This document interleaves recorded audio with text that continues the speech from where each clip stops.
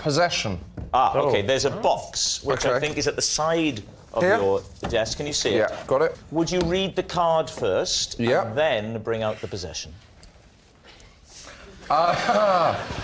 These are my favourite boxer shorts. Despite the fact they've seen better days, we have such a strong bond, I still wear them. All right. OK, now let's have a look at this possession. Let's see. Oh, hello. OK. Hello. All right. Sorry, you've got to show the back bit. That's vile. What's that?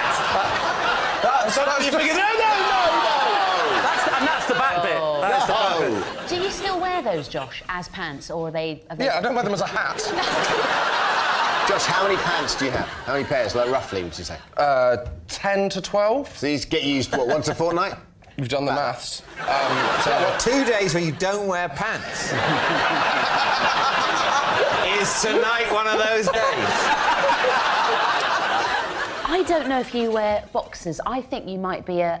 Briefs guy. Briefs, is that what they're called? Oh, that is... You're young, you're quite trendy, the hair's forwards, which to me says you're quite trendy. Don't listen to her, Matt.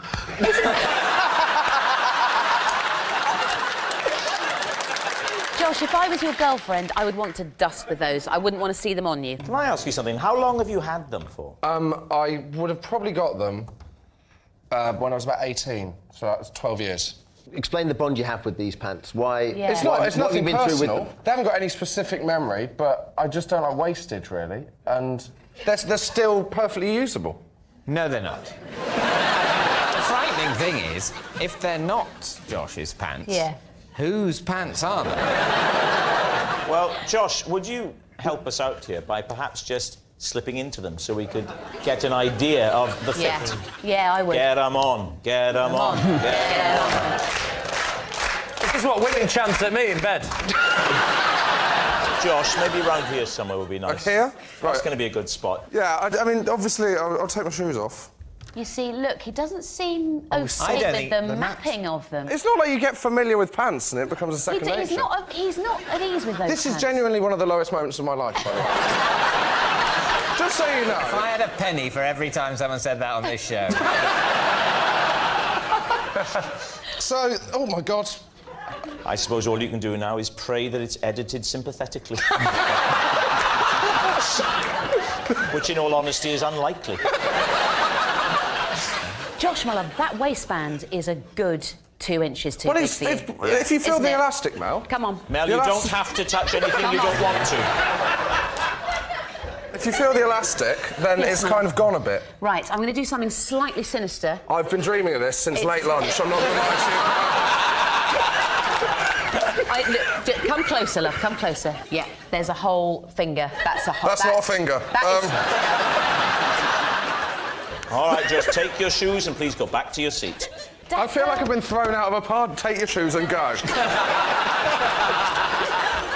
David, it's time to gather your thoughts and ask yourself whether or not Josh is telling the truth. I think, Mel... Yes, my love. You're strongly of the opinion that those are not Josh's pants. He did not seem at ease when he was touching. He was intimidated by the pants. He was intimidated. Yeah. He was. I agree with you that there's a stylistic clash between Josh and those pants. I'm not buying it. There's no anecdote. There's no, I kept these when so-and-so broke up with me. If you're going to keep a pair of pants that long, you've got to be through some good times and, by the looks of it, some bad times. So, what are you thinking then?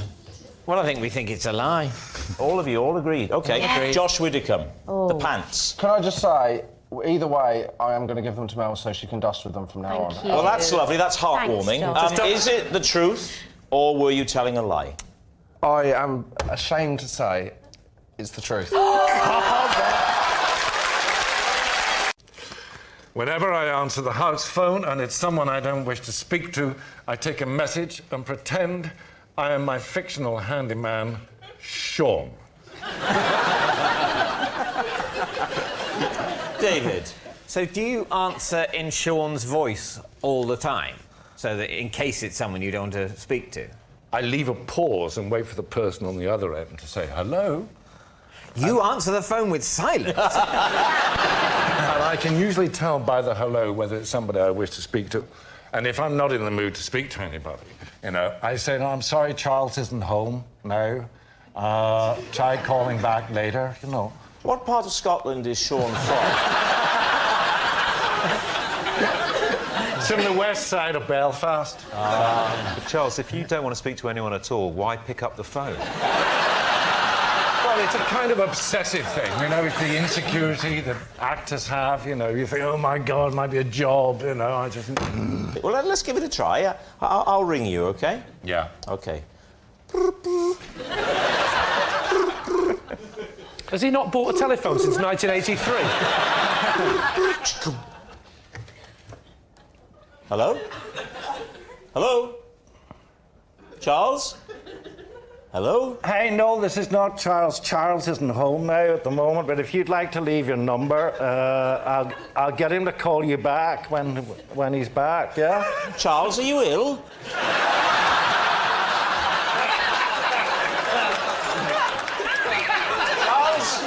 Charles, I'm calling for an ambulance now. It's all right. Get in the recovery position. Oh, God, I'm on my way. So, what are you thinking, Stephen Mangan? I can't see that. Who picks up the phone and doesn't say hello? It's an innate human instinct, isn't it? You can't pick up the phone and go... Hello, I'm Sean. Izzy, what do you think? I don't think you just pick up the phone and not say anything. The person might be able to hear you breathing. It all gets a bit creepy. So which way are you going to go with this, David? I think we don't think it's true. You think it's a lie? Yeah. OK, Charles, truth or lie? I'm afraid it's a lie. Joan Bakewell, it's your turn. Once, when I spotted an ex-boyfriend in a department store, I pretended to be a shop mannequin to avoid having to speak to him. Lee? Well, I know what I want to see. Yeah. Yeah. Oh, sorry, no, it's probably different. Sorry. You want to see the mannequin thing? Oh, right. Oh, yeah, whatever. Do that, yeah. Do that, but then we do mine, yeah? I would like to see the mannequin impression. Well, it was in the department where they used to sell a lot of fabrics, and they used to have mannequins draped in just swathes of cloth.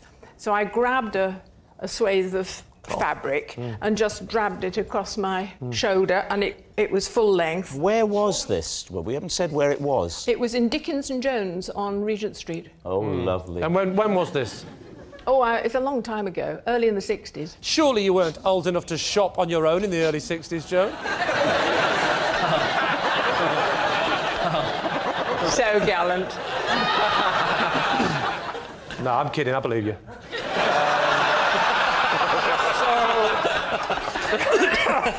I've said sorry to mannequins before now, in the department stores. I've done that. But what were you doing to them? Yeah.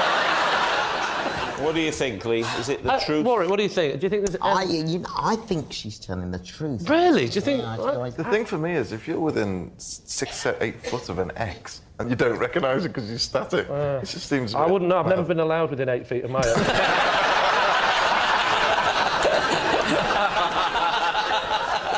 Go on, then. I'll say it's a lie. OK, they're saying it's a lie.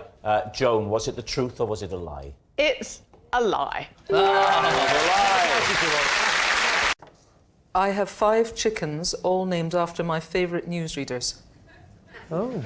Well, there we are. Right, Lee's team, what do you think? What are their names? Their names are Anna Ford, Yeah. Jan Lee Ming, Another newsreader. Selina Scott, Newsreader. 2 Scottish ones, Viv Lumsden Viv and Lumsden, Mary yeah. Marquis. They were very well-known newsreaders in Scotland. What, specifically for Scottish news? There is Scottish news, yes. You didn't mention Angela Rippon, did you? Angela Rippon died. Not the newsreader, the chicken. Actually, it was Moira Stewart that died. Oh, not Moira. This is chickeny Moira Stewart that's passed away. Chickeny In case Moira any Stewart. viewers are Yes. upset, newsy Moira Stewart is as fit as she's ever been. Well, as long as she can... can... Can I just ask, is that a joke about Moira Stewart, or did you really have a chicken called Moira Stewart that died? I really... It's just the way you're looking at me is putting me off. I really had it. I have to say, Kirsty... This is not the first time a woman has said that to me. What breed of chicken are they?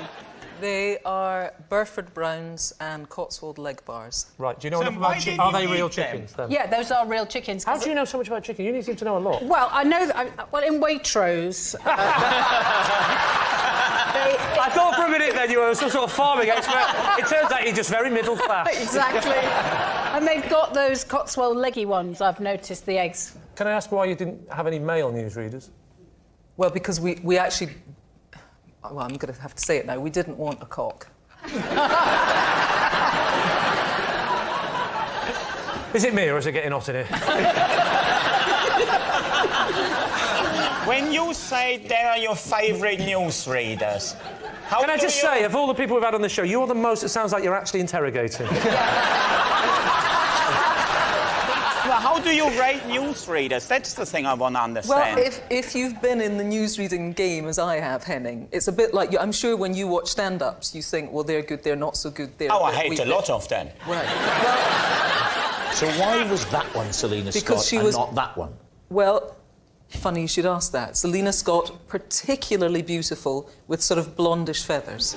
So Jan Leeming, then, what were her markings? Well, the chicken, not yes. Jan Leeming.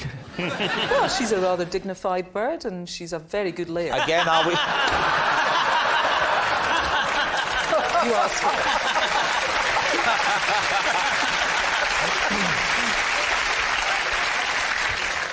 What do you think, Lee? Is she telling the truth? I'm not buying that. I don't think that's true. I think it's a lie. You think it's a lie? I think it may be true, but I'm going to go with Henning. I think he's got a very good beak for it. We'll go with Henning's beak and we'll say that that is a lie. You're saying it's a lie.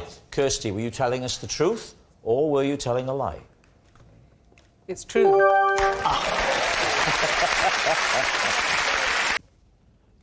I once spent an entire Christmas locked in a bank. David Steen. OK, by an entire Christmas, what are we talking? All 12 days, I'm assuming. No, from Christmas Eve until about 7 o'clock on Boxing Night. On Boxing Night? Yes. When the bank opened for the usual Boxing Day evening. Yes, and no, somebody came to let me out. Which bank? It was a merchant bank. I was working as a security guard, and I'd elected, due to personal trauma, that I'd spend my Christmas working overtime guarding Hill Samuel in Victoria. And then they forgot about you? No, because there was a rush on at Christmas. I never got relieved on Christmas morning. Oh, we all look forward to that. There, Rob, haven't we? I mean, it's in the Bryden household, I have to say, it's my one Christmas treat. It was the Christmas after John Lennon got assassinated. And you had to go into hiding? No. I don't ever remember you being implicated in this. But you see, I was living with a girl in Streatham. Yeah, Yoko. No.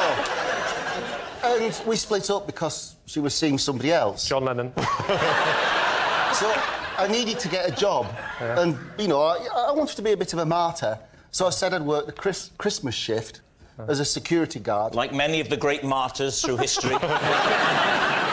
Dave, answer me this. Yes, certainly, Chris. You went through a period where you were so lonely and down that you didn't have any family of any kind whatsoever who was saying, come home for Christmas and come and, you know... No, but they laughed themselves silly when I phoned them up on Christmas Day and told them where I was. How did you do that? There was a phone in the bank. What sort of bank is this? With a phone in it? Honestly, I've tried to phone a bank over and over and again.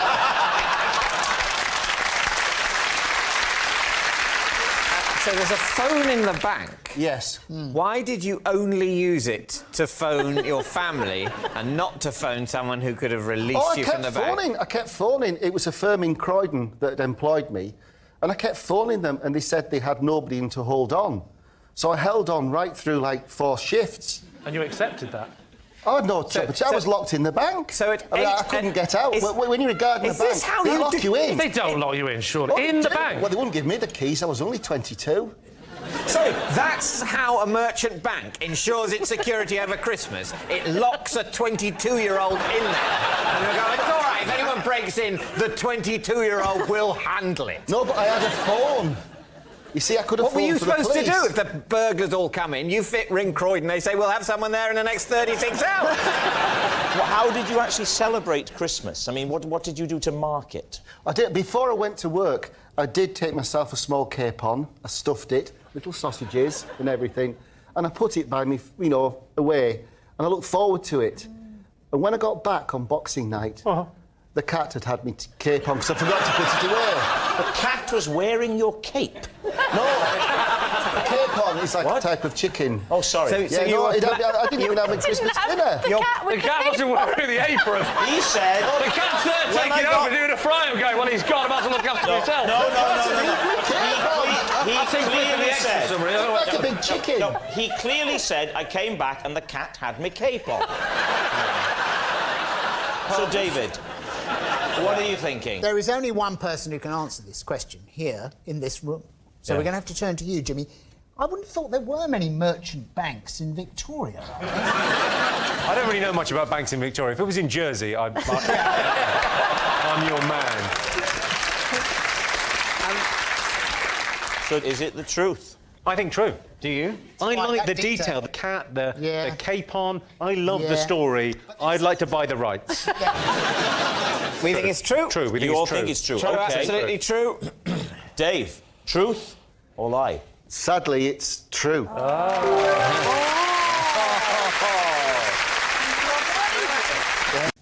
I have a 40% stake in a prize-winning racing pigeon. Lee. If there's one thing I know about, it's buying pigeons. So be careful with your answer. Tell me now, Richard, how much do you pay for 40% of a pigeon? We paid £600. Ah, you were robbed. And it's about £70 a month to keep them, which is £70 a month? Yeah. Wow. That is a lot of trill. We don't feed him trill. What do you feed him? IPO, steroids. Oh, well, fine.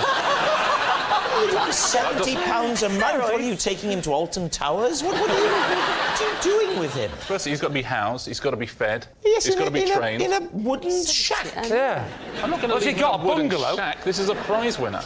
Why do you say prize winner? What has he won? He won the Prix-Calais. Yeah. And he's won some local things, but that's the proper deal. Pre-PRIX. Correct. How many pigeons were in the race? It's about 450. It's less than 500, but more than 100. It's Oh, quite, come it's a lot. on! 500. The sky would be black then with pigeons. I think it's the Germans. They're back. They're released in Calais and they race all the way to... Well, they race home.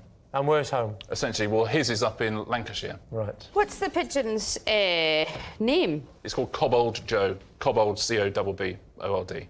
Cobbled Joe. Cobbled Joe. It's because the original, as you know about racing pigeons, right? Oh, I do know about racing Toddy pigeons. Cobbold. Yeah. Toddy Cobbold was the grandfather. Yeah. And so we chose that name. That's nice. So Is that true? Is there a pigeon called Tolly Cobbold? Don't know. You said you You've knew been sitting about up with it. someone from a Hovis advert. Are there any distinctive markings? So just if there were some pigeons there, say Trafalgar Square, I'd be able to go, oh, that's Cobble Joe, down in London for the sales. I'm going to be honest. I would struggle to choose her out of a pigeon parade. Really? But her, and she's called Joe. Yeah. So is it Joe with no E? Yeah. That's fine. Shout for Joanna. Next question.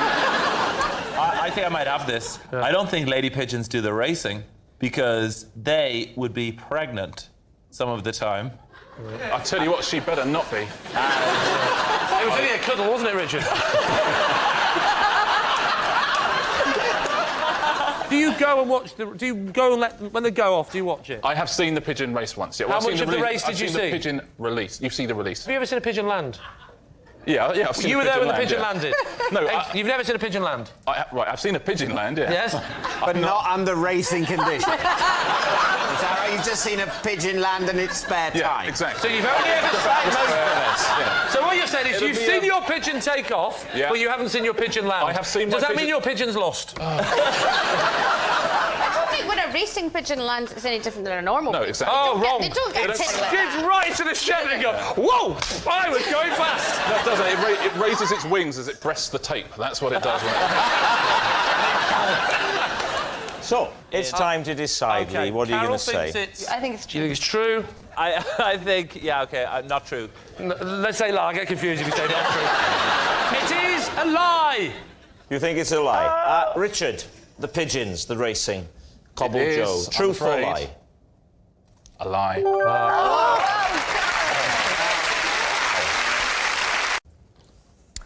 When I'm stressed, I often take a water-free bath. Water-free baths, Lee and his team. Do you get undressed? No. Do you just sit in the bath?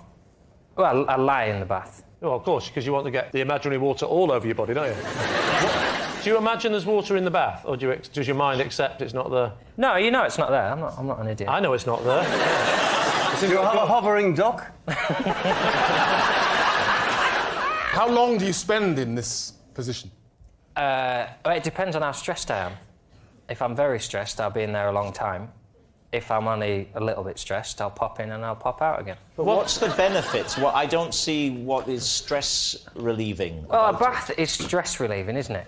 But then it's quite a faff, isn't it? Running the water, taking your clothes off, then you're wet. You can't go out when you're wet, so you've got to dry yourself. Then you've got to put your clothes back on. Well, if why you just get in without all that faff, you get all the joy of a bath and none of the fuss. You're from the north. I bet you've got just an imaginary flannel. You said that like you're not from the north. I'm not. If you say that, I've completely converted now. Have you told your accent? Are you always alone?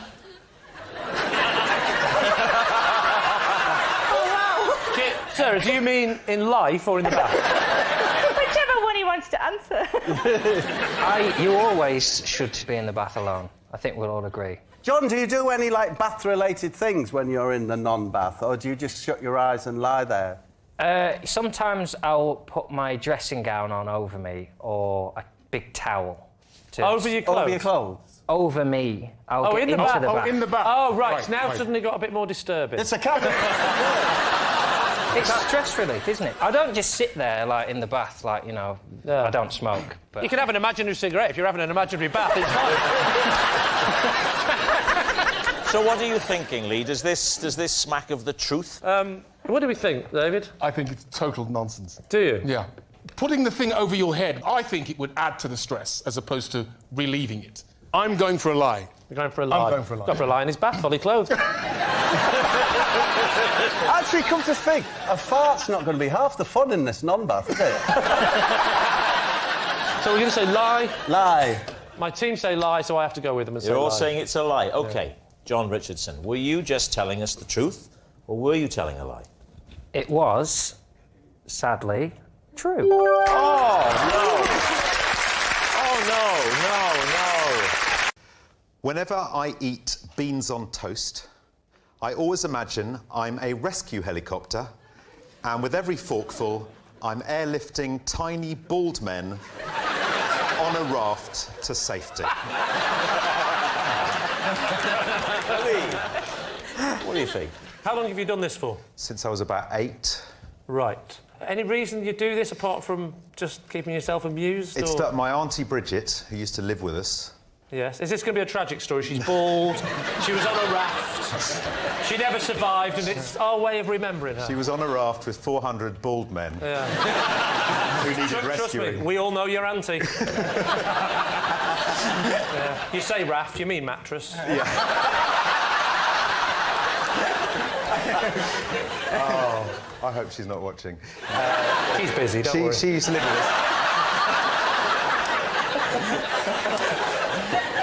My Auntie Bridget used to live in our house, and she would often have to look after us if our parents were out.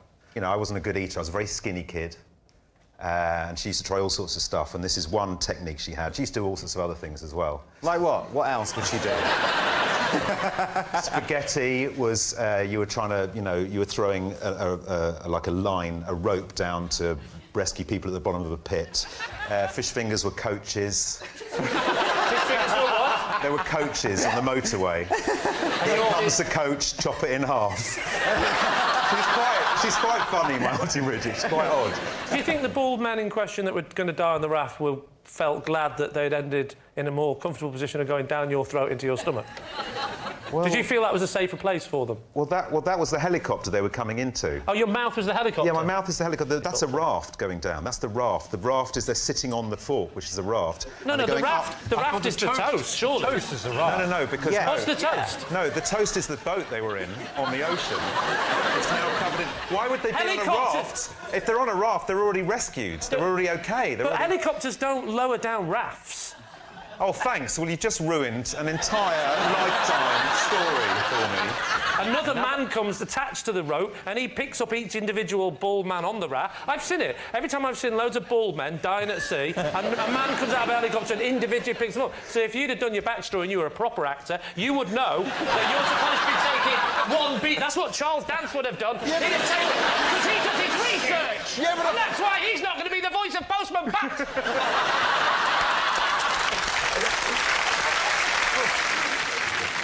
So what do you think? What do we think, Charles? Are we buying this story? Reluctantly, I think I am buying this story. You think it might be true? I do actually think it sounds quite realistic. I think that in a child's brain you might make up all of these scenarios. I don't think he was eating the beans. I mean, look at his hair. He was only eating the crust of that toast. We think it's true, don't we? You think it's true? Yeah. Charles says it's true? Yeah. I'll go on and we'll say it's true. You're saying it's true. Stephen Mangan, truth or lie? It is, in fact, a lie. I once got a tattoo because I was told that it would disappear after 3 years. Really? When? It was on a job that I was doing. It was actually live on TV. I was tattooed, and it was on the Big Breakfast. And who had told you that they'd disappear after 3 years? Johnny Vaughan.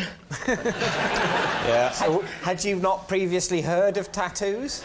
No, it was a new... They were a German company, and they came on the show, and they claimed that they had this new ink that would fade after 3 years. And they did it live on the Big Breakfast? Yeah. So can we see it? No, because it's in a place where I don't really want to get it out. What do you mean? What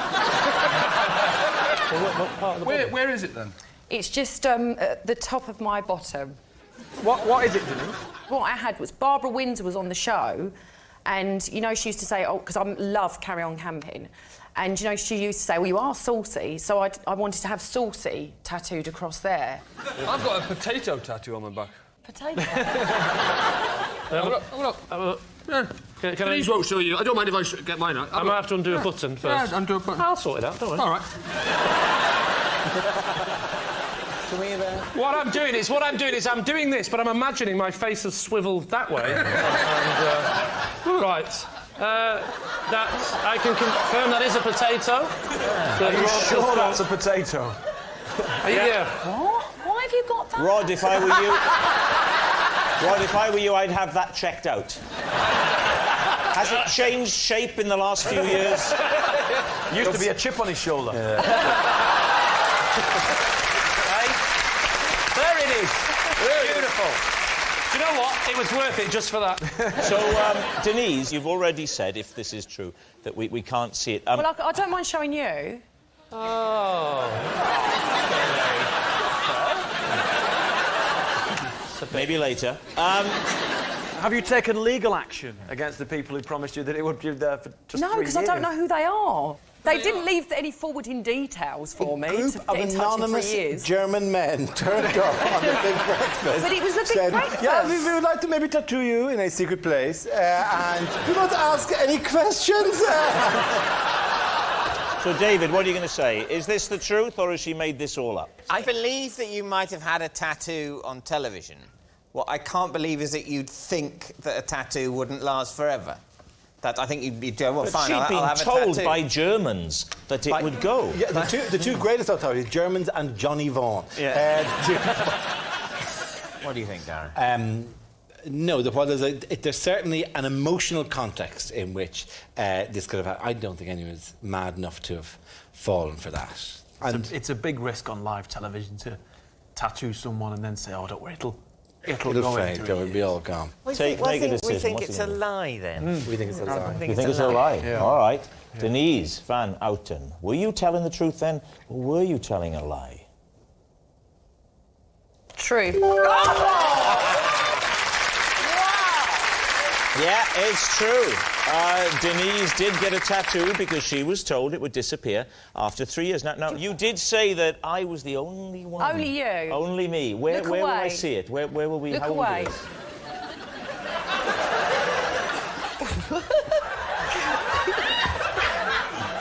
No, seriously. Don't look.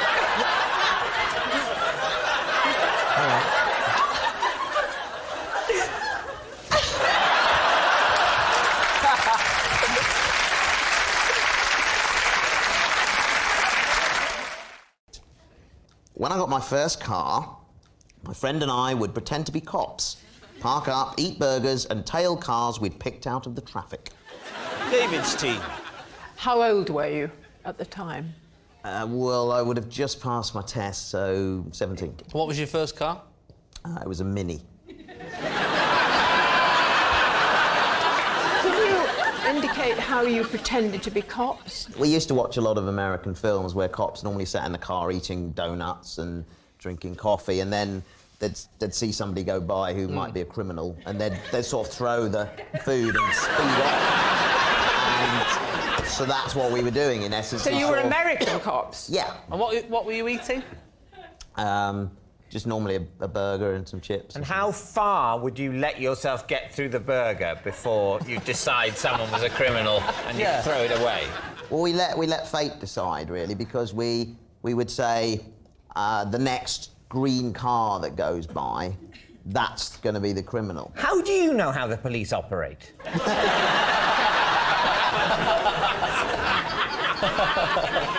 What happened when you caught up with them? Well, we also set a rule that we would follow them all the way to where they were going. It's starting to sound a bit sinister. This has changed now. And when they arrived, then we would just carry on. We wouldn't confront them or anything. And how far was the furthest you went in pursuit? Bulgaria. That was a really crap weekend, wasn't it? When are they going to stop?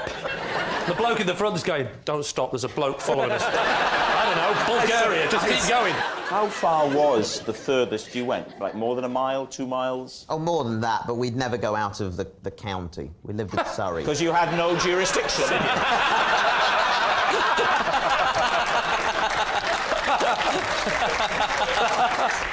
Did you exceed the speed limit? Well, if they did, we would then lose them because we didn't have authority to speed. What did you think they were guilty of? What were their crimes? Why were you after them? Just because we'd been told to. Who was telling you? Bring him in. Did you have little radios?